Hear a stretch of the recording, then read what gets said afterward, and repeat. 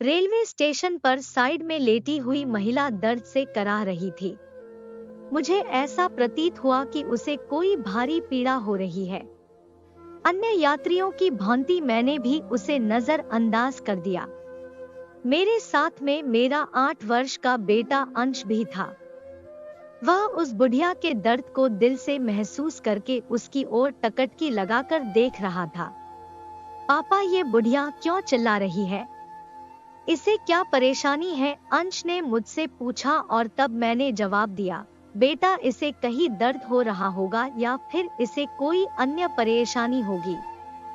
पापा, गाड़ी तो 1 घंटा लेट है, अंश फिर बोला और मैंने हाँ में जवाब दिया। यह तो बहुत कमजोर हो गई है, बेचारी दर्द से कितना कराह रही है। पापा, क्यों न इसे हम दवाई दिला दें? अंश ने जब मुझे कहा तो मैंने उसे समझाते हुए कहा, बेटा, हम इसे दवाई क्यों दिलाएं?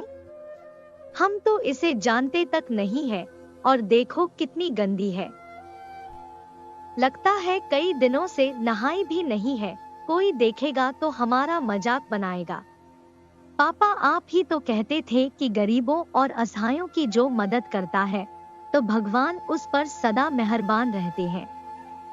इसलिए हमेशा दूसरों की सहायता के लिए अग्रसर रहना चाहिए। और आज आप कह रहे हैं कि कोई देखेगा तो क्या कहेगा, हमारा मजाक बनाएगा। मेरी समझ से दूसरों की सहायता करने पर हमारा मजाक कोई नहीं बनाएगा।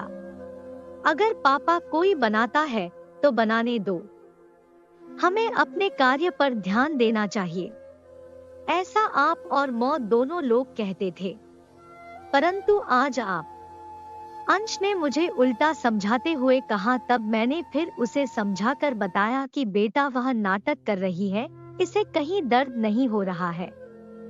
मैं ऐसी औरतों को भली भांति जानता हूँ। नहीं पापा, यह नाटक नहीं कर रही है, मैं जाकर देखता हूँ। इतना कहकर अंश दौड़कर बुढ़िया के पास जाकर फिर बोला, पापा जल्दी आओ, देखो इन्हें कितनी तेज बुखार है। मैंने जानबूझकर उसके बुलाने की आवाज को अनसुना कर दिया, परंतु अंश के बार बार बुलाने पर मैं उसके पास गया और देखा कि बुढ़िया काफी गंदी है और बुखार की तपन से कराह रही है।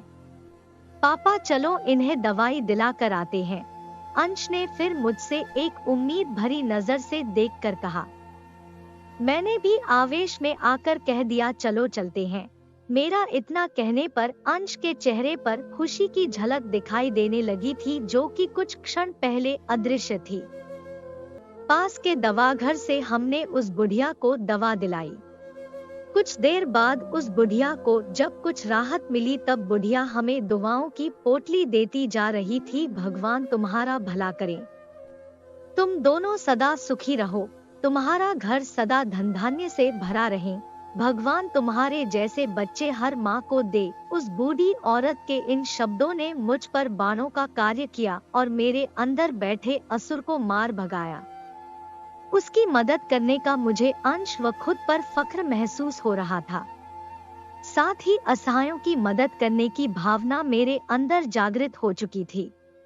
जब हम रेलवे स्टेशन पर पहुंचे तो वहां पर उपस्थित यात्रियों ने भी हम दोनों को दुआओं की गठरी देना शुरू कर दिया। आप दोनों उस महिला के लिए फरिश्ता हो। आपके बेटे की तारीफ जितनी की जाए उतनी कम है। ये आपके ही संस्कार है जो आपके बेटे द्वारा उस असहाय महिला व यहाँ पर उपस्थित हर यात्री को प्राप्त हुए हैं। भगवान आपको हमेशा खुश रखे। ये वाक्य थे वहाँ पर उपस्थित यात्रियों के। कुछ यात्री कह रहे थे कि हमें इस बालक से सीख लेनी चाहिए। यह बालक समाज के लिए भगवान की एक महत्वपूर्ण देन है। यह सब सुनकर मेरा दिल खुशी से गदगद हो रहा था। आज मैं बहुत खुश था कि ऊपर वाले ने मुझे मेरे बेटे द्वारा व बेटे के रूप में कितना अनमोल तोहफा दिया है, जिसकी मैंने कभी कल्पना भी नहीं की थी। यह सोचते सोचते मैंने अपने बेटे को सीने से लगा लिया और कहा, थैंक्स बेटा। इतना सुनकर अंश मेरे सीने से चिपक जाता है और आई लव यू पापा, आई लव यू बेटा, मैंने भी पलट कर जवाब दिया। दोस्तों, मैं उम्मीद करती हूँ आज की कहानी आपको पसंद आई होगी। आपका क्या कहना है इस कहानी के बारे में कमेंट करके हमें जरूर बताएं। वीडियो को लाइक करके चैनल को सब्सक्राइब कर लीजिए। धन्यवाद।